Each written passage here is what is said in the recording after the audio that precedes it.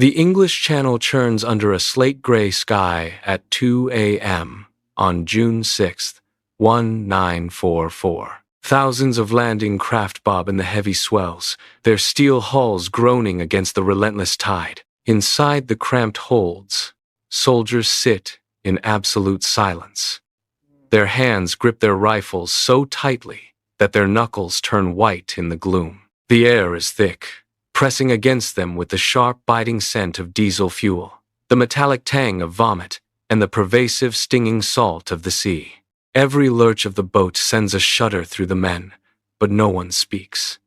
They stare ahead, eyes fixed on the dark, wet wood of the bulkhead. The rhythm of the waves hitting the hull is the only sound, a constant, dull thud that marks the passing seconds. They wait for the signal, for the ramp to drop, for the chaos to begin. The darkness outside is total, a void that swallows the horizon. The weight of the moment hangs in the air, heavy and suffocating, as the craft push forward through the freezing spray. Every man knows the shoreline is approaching. Miles from the churning channel, the atmosphere shifts to the sterile, low-light intensity of a command room. Dwight D. Eisenhower stands alone, his gaze locked onto the sprawling map of Normandy spread across the table. He leans forward, his hands pressing flat against the paper, tracing the jagged coastline. The room is silent, save for the hum of a distant generator and the rhythmic ticking of a clock on the wall. His jaw is set, muscles tight, as he surveys the terrain where thousands of lives will soon converge. He picks up a fountain pen, the metal cool against his fingers. He pauses, the tip hovering just millimeters above the document. The scratch of the nib against the paper is sharp, deliberate, and final. He pulls the pen away, leaving a dark, indelible mark. The invasion is a go. He straightens his back, turns away from the map, and walks toward the door. High above the coast, the sky vibrates with the rhythmic, bone-shaking roar of C-47 transport planes. Inside the fuselage, the air is turbulent, buffeted by the slipstream. Paratroopers stand in two lines, their static lines hooked to the overhead cables with a sharp, metallic click. The cabin is bathed in a dim, pulsing red light that casts long shadows across the floor. Then, the light shifts. A brilliant, harsh green glow floods the interior. The jumpmaster shouts, his voice barely audible over the engine thrum. Men lunge toward the open door, one after another, disappearing into the pitch-black void. The wind catches them instantly, a violent, invisible hand pulling them away from the safety of the plane. They tumble through the freezing air, the roar of the engines fading into a distant hum as they drift downward. Below, the French landscape is a tapestry of black shapes and silver ribbons of water. They hit the ground hard, scattered across flooded fields and dense, tangled hedgerows. The descent is chaotic, a silent dispersal into the night. Some land in deep water, struggling to shed their heavy gear. Others find themselves tangled in the thick branches of trees. They are miles from their intended drop zones. A sergeant crouches in the tall, damp grass, his hand raised to halt the three men behind him. They press their bodies into the earth, listening. 20 yards away, the rhythmic, heavy boots of a German patrol crunch along a gravel path. The soldiers hold their breath, fingers locked onto their rifles, waiting for the footsteps to fade into the distance. Once the sound dies, the sergeant signals forward. They move in a low, staggered line, navigating by the faint outline of a stone wall that leads toward the bridge. Every step is measured, avoiding the snap of dry twigs or the rustle of leaves. They reach the edge of a field and freeze. The sergeant pulls a map from his pocket, shielding the dim light with his palm to check their bearing. He points toward the dark silhouette of the bridge spanning the river. Just as they prepare to move, the world changes. The horizon to the west begins to pulse, with a low, rhythmic glow. It is not lightning. It is the steady, flickering orange of heavy naval artillery. The light intensifies, painting the clouds in shades of bruised copper. A deep, rolling vibration travels through the ground, shaking the grass beneath their knees. The bombardment has begun. The sea is waking up, and the long-awaited thunder is finally rolling toward the coast. The landing craft shudder as they grind against the sandbars of Omaha Beach. The steel hulls groan, vibrating with the impact of incoming shells hitting the water nearby. Inside, the air is thick with the smell of diesel fumes and salt spray. The craft lurch to a halt. A sharp, mechanical clatter echoes as the heavy front ramps drop into the surf. Before the sound of the metal hitting the water fully registers, the air is torn apart by the rhythmic, high-pitched chatter of machine guns from the cliffs. Bullets strike the water in a frantic, white-foamed line, stitching across the ramp. Men surge forward, but the lead is relentless. The sand is kicked up in violent sprays. Soldiers dive into the waist-deep surf, seeking cover where none exists. They drag heavy packs through the churning water, their boots sinking into the wet, shifting grit. Every movement is a struggle against the tide and the incoming fire. The sea around them erupts in geysers of water as mortar rounds find their mark.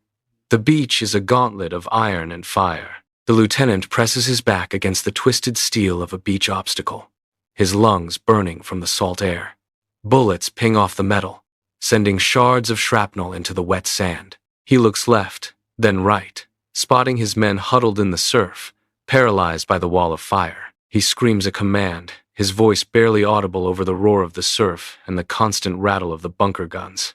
He grabs a soldier by the strap of his gear and pulls him forward, pointing toward the steep, muddy embankment ahead.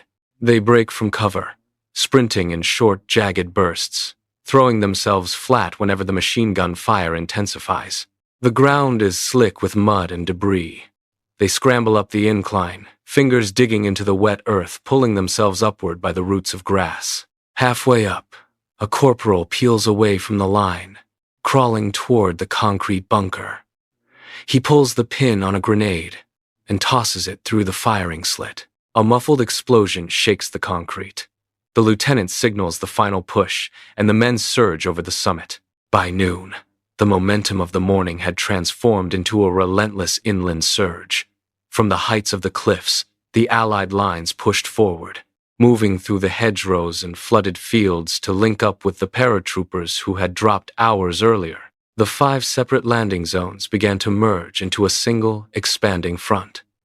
Behind the German lines, the situation spiraled into chaos. Field commanders reached for their radios, but the signals were dead.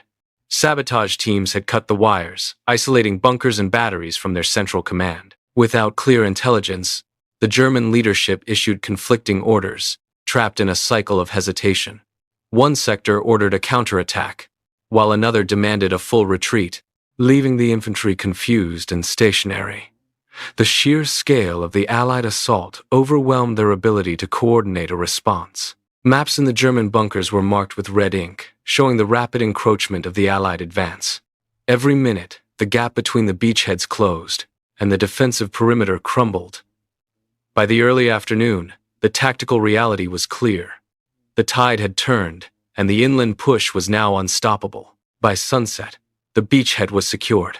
The roar of artillery had faded, replaced by the rhythmic thrum of engines and the clatter of steel on sand.